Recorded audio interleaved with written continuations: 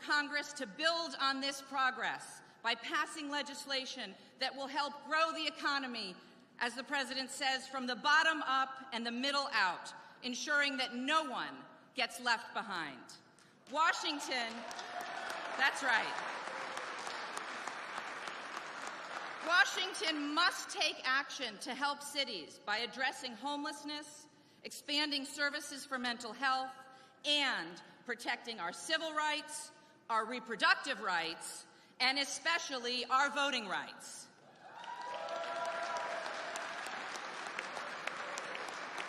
Mr. President, I want to thank you for delivering real results for Madison and the United States. I appreciate your partnership and look forward to continued work together, protecting democracy and building a better America.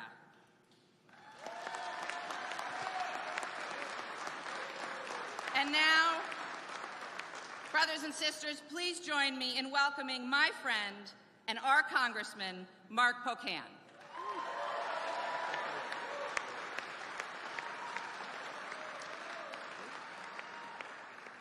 Isn't it great to be the first place President Biden wanted to go after the State of the Union in Dane County, Wisconsin?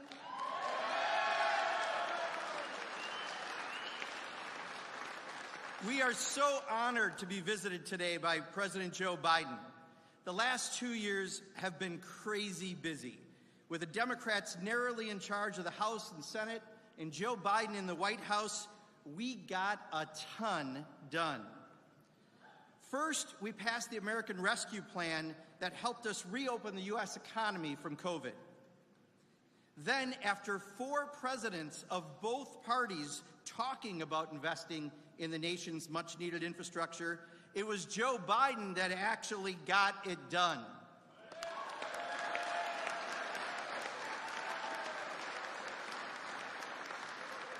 That's close to 1 million new jobs, union jobs, including right here in Wisconsin.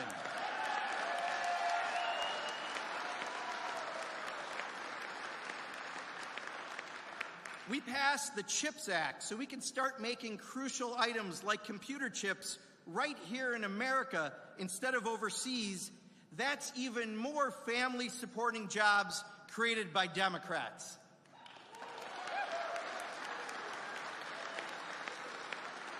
And for my LiUNA brothers and sisters in the room, President O'Sullivan told me a hell of a lot of those jobs are going to be LiUNA jobs.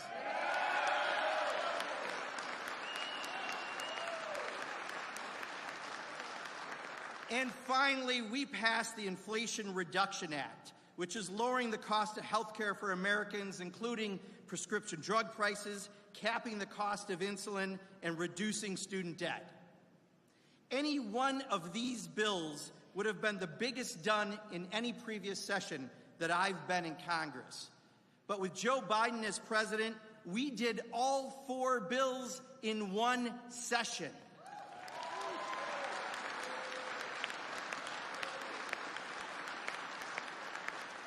And the proof is in the job numbers of last Friday. 517,000 new jobs created in the last month alone.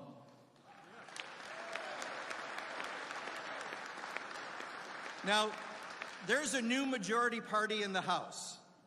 You've heard that Republicans say that they want to cut Social Security and Medicare benefits, and they even want you to pay a 30% national sales tax on everything you buy, just so the rich won't have to pay their fair share of taxes. Don't worry, that's not just a no from Democrats, that's a hell no.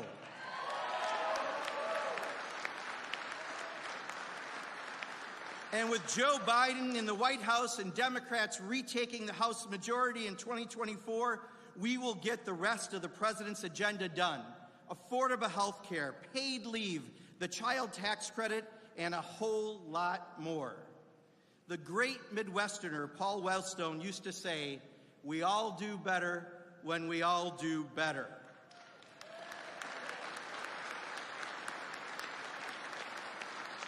Joe Biden and the Democrats are doing just that, getting it done for the average Wisconsinite and American. Thank you, President Biden. We are better off as a nation thanks to you. Welcome to Wisconsin.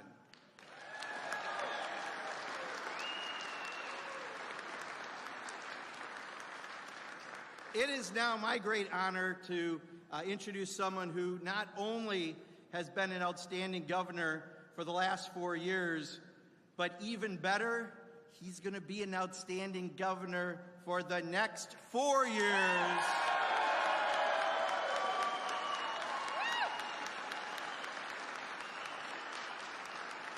Let's show the president how much we love him, Governor Tony Evers.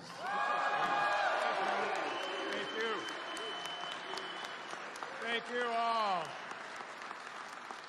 It's a great pleasure to be here today and to have the opportunity to once again welcome President Biden to the great state of Wisconsin following his great State of the Union address last night. I'd like to thank the Wisconsin Labor District Council. Thank you, folks. Orange tie. Thank you for hosting us today. And thank you to Congressman Pocan, Madison, Mayor Rhodes Conway, and all the outstanding apprentices, employers, union members, apprenticeship supporters, and other labor partners being here today. You know, in his speech last night, President Biden highlighted the incredible recovery our nation has seen these last few years, including record low unemployment, significant job gains, and a sustained recovery we will continue to see, thanks to historic federal investments in our nation's infrastructure and key industries. And here in Wisconsin, we're seeing the results of this investment firsthand. Our economy is in the strongest position ever in our state's history. Unemployment at a record low. Our state's labor force participation is at record high.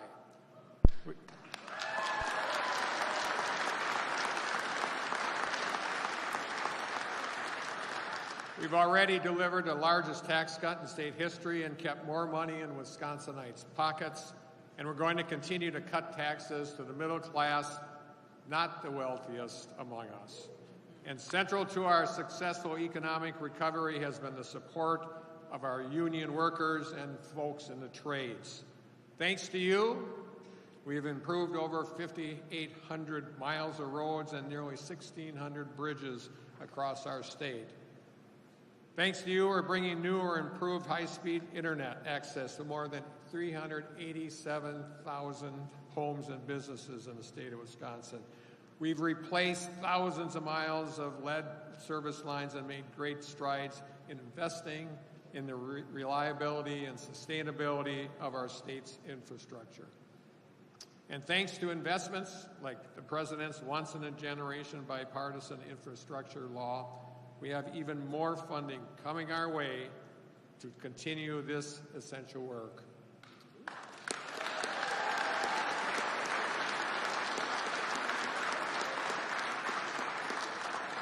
But we've got a lot of work to do, folks. We need to bolster the middle class. We need to maintain our economy's momentum. And we need to reduce barriers to work and recruit and retain talent to address our workforce shortages. We have to be focused on building our economy from the ground up, starting with our small businesses, our main streets, and the hearts of our communities.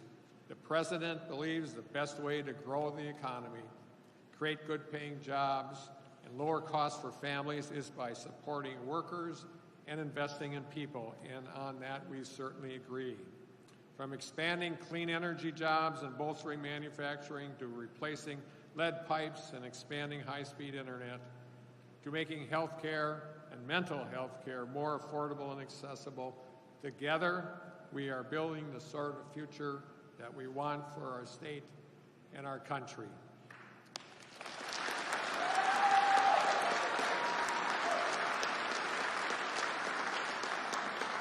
And I know President Biden is a partner in this work and that he's going to finish the job he set out to do. So with that, let's get to work, folks. Thank you. Thank you.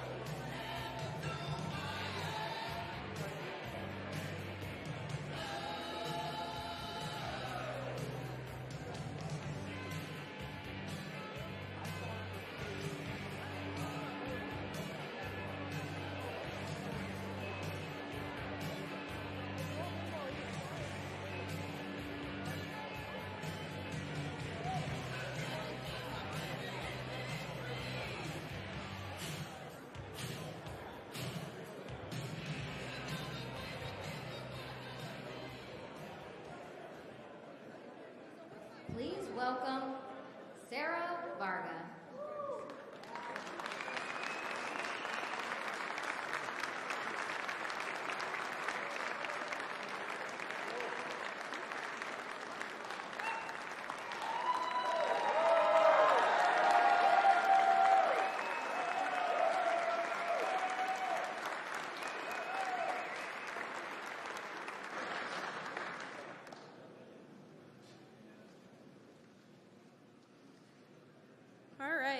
Good afternoon, everyone. Welcome to the Wisconsin Laborers Training Center. My name is Sarah Varga, and I'm a proud apprentice and member of the LiUNA Local 464.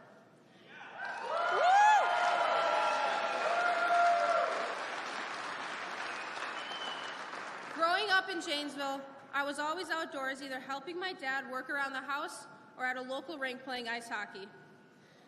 After a couple of semesters of college playing ice hockey and track and field, I decided that college wasn't offering what I wanted to do with my life. I talked with my dad, who's a union plumber. I asked him if he likes what he does, and he said he loved it. I found a contractor who then connected me with the Wisconsin Laborers Apprenticeship Program.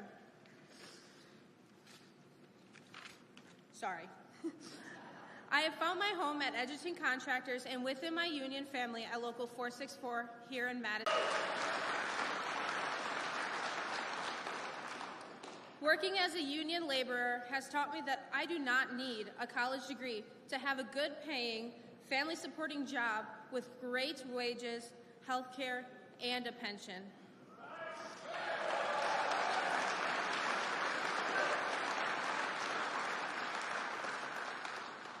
The work that I do on Wisconsin's infrastructure has helped myself and my fellow union brothers and sisters in our union way of life. And there has been no greater friend than President Biden when it comes to creating more union jobs, building our roads and bridges, replacing lead pipes, and building renewable energy and high-tech manufacturing facilities. Thank you.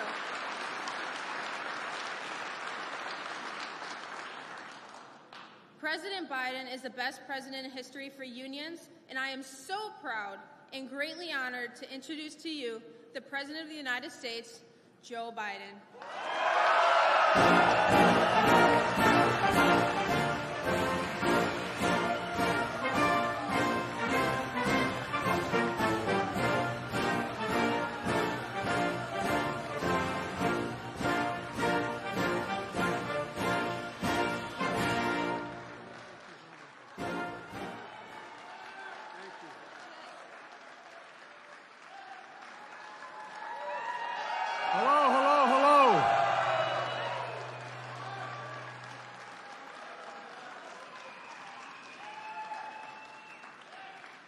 If you have a seat, take one. If you don't, come on up on stage with me.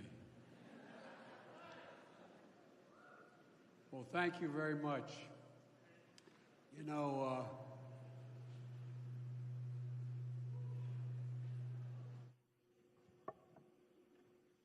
got it over here. Hey, folks, how are you? Don't jump. Don't jump. Well, hello, Madison. Hello, laborers, and a hello, Terry O'Sullivan, one of my best buddies in labor in my entire career.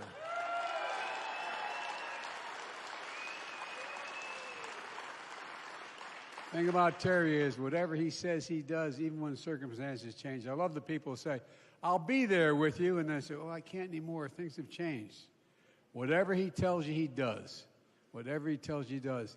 And we've been working together since he was 12 years old.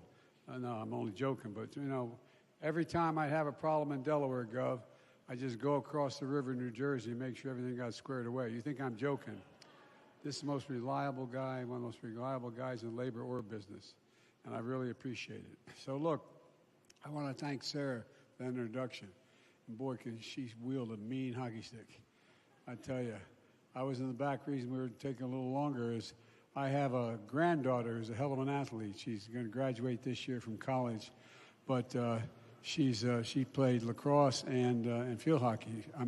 Lacrosse and soccer, all state in both subjects. and both sports. And she went off to school, and she said, I can't work 40 hours a week in the field and still do well in school. So she decided to stay. I was hoping she'd go pro, but anyway, But I was telling my introducer, she reminds me very much of my granddaughter. She even looks like her.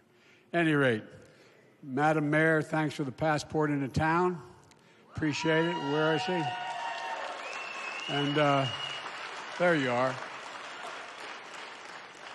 And Governor Evers, you're a great partner, man. You've been a great partner all the way back when I was vice president, even now. I can't tell you how much I appreciate your leadership. I really, really mean it. Thank you. Thank you. And Representative Mark Pocan, a great congressman and a friend, always fighting for working families, and you helped us get so much done for union members in the last couple of years. Look, she couldn't be here today, but Tammy Baldwin just fights so damn hard for this state. If I do anything that doesn't start off with the word Wisconsin, I get a note from Tammy. But all kidding aside, she's incredible. Before we get started, I want to take a moment to, on behalf of the American people, our thoughts and prayers go out to the people of Turkey and Syria. The death toll is rising. It's one of the worst earthquakes in that region in over 100 years. And we mourn the loss of so many lives, and we offer our deepest condolences. It's amazing watching these people try to pull out from under this rubble and these terrible built buildings. But although the earthquake was incredibly powerful, significant aftershocks, and a second quake. But you see dads or moms pulling little babies out from underneath this rubble. So many people dying. And our thoughts are also with the survivors who've been torn apart by this tragedy.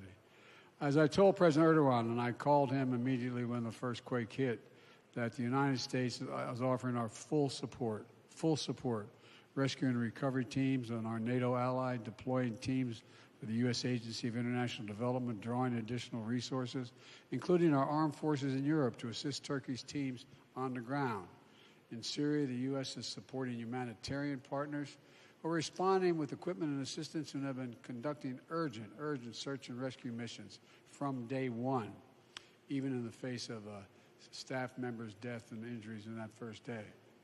The United States is a leading donor across all the areas of Syria, no matter who controls the territory. It's about saving human life. We remain steadfast in our commitment to supporting the people of Turkey and Syria in this time of need. Last night I reported on the State of the Union. It is strong. It is strong.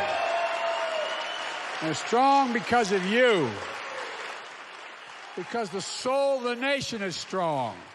The backbone of this nation is strong, and the people of this nation are strong. And I've said so many times, often told the Democrats and Republicans, we can actually work together. We actually work together. All the things we did were bipartisan. All the major initiatives. And besides, I signed over 300 bipartisan bills beyond the big ones. Folks, look, last night, I said if we couldn't work together last Congress, if we could work together last Congress, there's no reason we can't get things done as well this Congress. And I mean that. People sent us a clear message. Fighting for the sake of fighting gets us nowhere. We're getting things done. It's always been my vision for this country. Today I'm here to talk about one part of that vision, the economy that works for working people. This is a blue-collar, blue change we're seeing. An economy where we're building, we've built more in the last 2 years since I've taken office than you can imagine. We've created 12 million new jobs, 500,000 jobs just last month. We've created more jobs in 2 years, than any president's created in a single 4-year term. Look, unemployment rate is 3.4%, a 50-year low. Gas prices are down more than $1.50, and we're going to make sure the oil companies start playing their honest role. It's going to go down further. Inflation has fallen 6 months straight. Inflation is coming down. Take-home pay of workers is going up slightly. Manufacturing is rebounding at the fastest rate in almost 40 years. The economy is growing at a solid clip. Folks, I hate to disappoint you, but the Biden economic plan is working. It's working.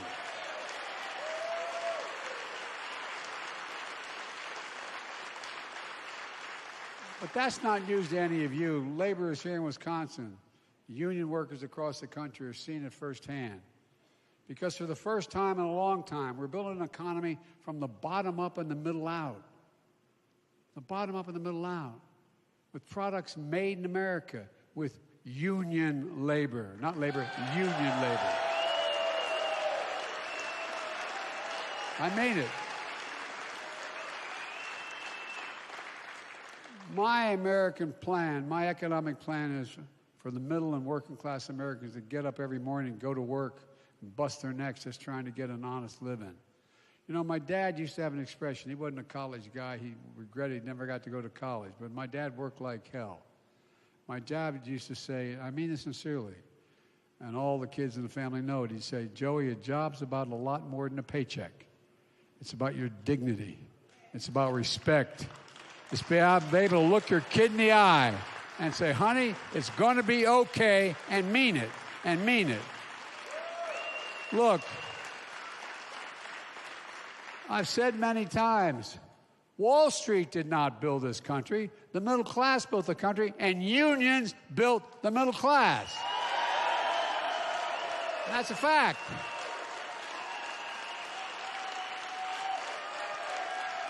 For real. That's the God's truth. And by the way, and now you're rebuilding the country. I signed a once-in-a-generation investment in putting Americans to work rebuilding our national infrastructure. It was bipartisan. Republicans signed on to it too. Not all of them, but enough to get it passed. And by the way, I told them, even those that didn't vote for it, call and say, we need a project in my district. I said, okay, good, we'll do it. See you at the groundbreaking. You know, for really. I'm president for all of America. You know, at the Port of Green Bay, we're helping turn an old water plant site into a new port terminal. Going to create thousands of jobs over time. This is a big deal. You know, we're just up the road in Columbia County, just up the road. Funds from the infrastructure are going to replace the Wisconsin River Bridge. Here in Madison, the mayor can tell you we're using the funding to buy 46 electric buses, replacing dirty diesel buses that are bad health for the environment. Each of these projects means jobs for laborers, plumbers, pipe fitters, electricians, carpenters, cement masons, iron workers, and so many more.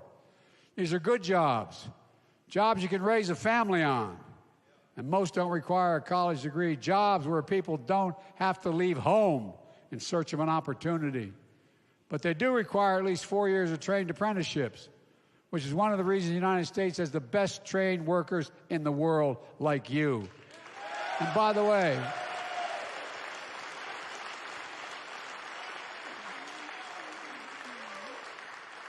the vast majority of Americans don't know that. We ought to tell them, keep telling them. Every time they say, why are you so pro-labor? Because you're the best workers in the world. And they say, how's that? Nobody decides, I want to be a laborer, I want to be a plumber, I want to be an electrician. It takes you 4 years, busting your neck, basically going back to school to be able to become certified. That's why you're the best. You're the best educated in what you do. I really mean it. I spoke with members of the Business Roundtable, the big business guys. And I asked, why am I so pro-labor? Because you save them money. What you do lasts. What you do lasts. And through the American Rescue Plan, we're funding workforce development programs, including $128 million here in Wisconsin, so American workers are prepared to compete in the economy we're building. This is a blue-collar blueprint to rebuild America. And we're also doing something that for years people just talked about. We're going to buy American for everything we build. Last night, I announced we're proposing new standards to require all construction materials used on federal infrastructure projects be made in America. American lumber, American glass, American drywall, American fiber optics, American roads, bridges, highways made with American products. My first 2 years in office, we've created 800,000 manufacturing jobs. Where? I mean it sincerely. Jobs you can live on. Where is it written America can't lead the world in manufacturing again? I didn't see it written anywhere. Our economic agenda has ignited a new manufacturing boom.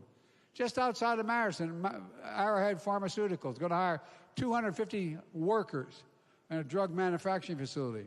Georgia Pacific is committed to a major expansion of the Green Bay paper production facility, bringing in 100 new employees and hiring 500 construction workers.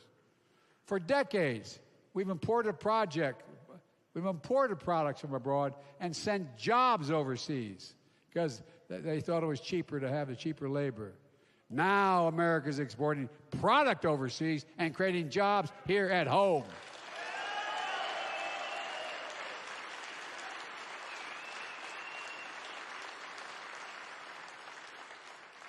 Look, I didn't come from a poor family, but I came from a typical middle-class family. Split-level home, 4 kids, a grandpa living with us.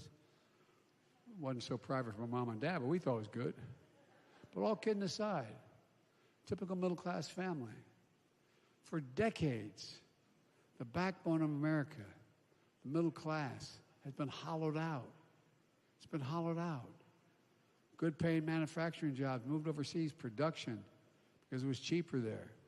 When jobs move overseas, factories at home close down. You saw it in Janesville, where Sarah, a woman you just heard from, is from. When the last assembly line was shut down in the GM plant 2 days before Christmas 2008, thousands of people lost their jobs at the plant and the surrounding businesses that the plant kept alive. Look, think about how many moms and dads had to have that conversation with their kids. Honey, I just lost my job. We got to move, honey. I'm not sure where. We can't live here anymore. No job. Once thriving cities and towns became shadows of what they used to be. And when those towns were hollowed out, something else was lost. Pride, self-esteem, a sense of self-worth. But now we're going to turn that around. We're building an economy where no one's going to be left behind. My economic plan is about investing in places, people that have been forgotten. As part of that plan, I talked last night about things we're going to do for families. Just a little more breathing room. Just give them, my dad said, just a little more breathing room. At the end of the month, when everything's paid, you have just a little more breathing room. We're going to lower the cost of everyday products for y'all. And we're taking on what we call junk fees. Those hidden surcharges businesses use to make you pay more. We're making airlines show just how the full price of the ticket costs up front, not after the fact. And refund your money if your flight is canceled. We reduce the exorbitant bank overdraft fees, saving an American taxpayer $1 billion a year. Just these fees that were exorbitant for an overdraft. We're proposing to cut credit card fees by 75%. Now they average, if you're late in the payment by a day, it's $30. Guess what? It's going to be $8 now. I heard a commentator on the way flying out here in Air Force One, television was on, talking about little things like junk fees. He says, why isn't Biden talking about important things, important issues? Why the next thing he's going to be talking about taking in your garbage? Well, let me tell you something. Junk fees may not matter to the wealthy people, but they matter to most folks like the home I grew up in. They add hundreds of dollars. They add hundreds of dollars a month to make it harder to pay your bills or afford that family trip. I know how unfair it feels when a company overcharges you and think they can get away with it. It plays for suckers, and it makes you angry. At least it does me. Frankly, it offends me to think about it. So I'm calling on Congress to pass a junk-free prevention act so we can do more than crack down on these junk fees. For too long, workers have been getting stiffed. You know, 30 million workers, the vast majority of them on an hourly wage, had to sign non-compete agreements when they took their job. 30 million. These aren't trade secrets they're hiding. They are hourly wages. That's when a construction worker on a job site can't cross the street and take a job with another outfit to make a couple more bucks. We're banning these agreements for companies that will compete, won't compete, so they pay people the fair share. Why in God's name you tell an hourly worker that they have to sign an agreement that they will not take a similar job anywhere in the area? Look, one of my objectives is to restore the dignity of work, to restore it. You know, we've made a lot of progress over the past 2 years. Many of you have seen we've had a spirited debate last night with my Republican friends. My Republican friends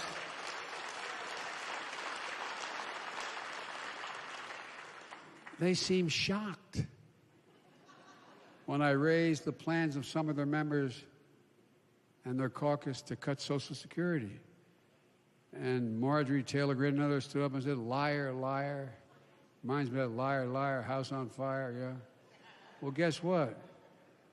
You know, I remind you that Rick Scott from Florida, the guy who ran the U.S. Senate campaign, has a plan. I got his brochure right here.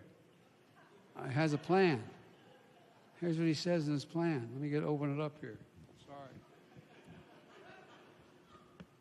He says, all federal legislation sunsets every 5 years. If the law is worth keeping, Congress can pass it again. Social Security, Medicare, Medicaid. And by the way, you have a senator named Ron Johnson. Ron Johnson on Social Security and Medicare, quote, we should transfer everything, so we have to consider everything every year. Come on, man. And then we found there's a senator named Mike Lee who was also yelling, liar, liar, house on fire kind of stuff last night.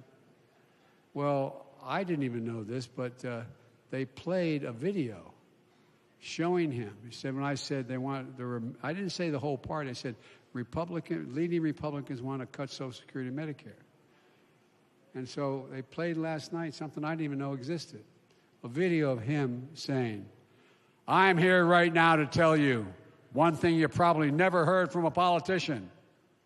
It'll be my objective to phase out Social Security, pull it up by its roots, get rid of it.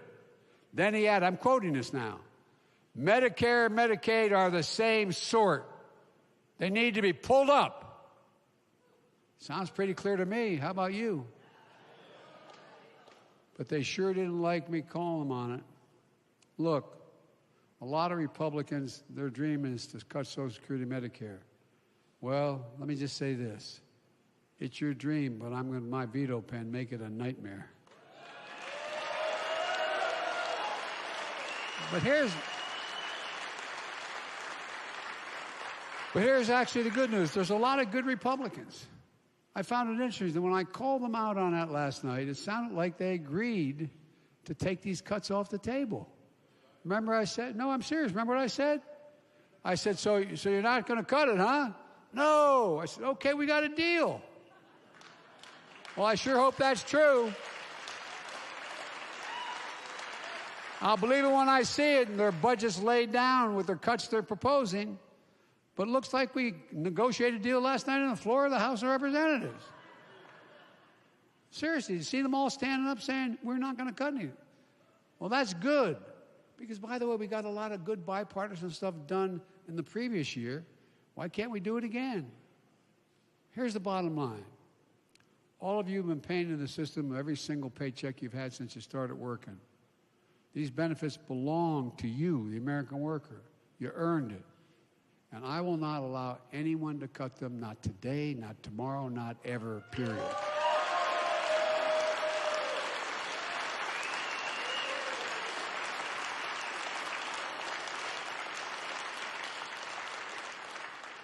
Some Republicans in Congress are even threatening to have America default on its debt if I don't agree to the cuts they want. Democrats have never, ever done that, by the way. Now, let's talk about what our national debt is. Everybody thinks it's like what we spend this year versus last. The national debt is the total debt and interest accumulated over 220 years. Hear me? Over 200 years. Every single year that we went and spent more than we took in, it added up. So the federal debt you're hearing about is not the yearly debt. It's 220 or so years of accumulated debt. Democrats, Republicans, everybody. But here's the deal. Our credit has been good. We've never missed a payment as a nation on the debt we have. Why in God's name would America give up the progress we made for the chaos they're suggesting? This nation has gone through too much. We've come too far to let that happen.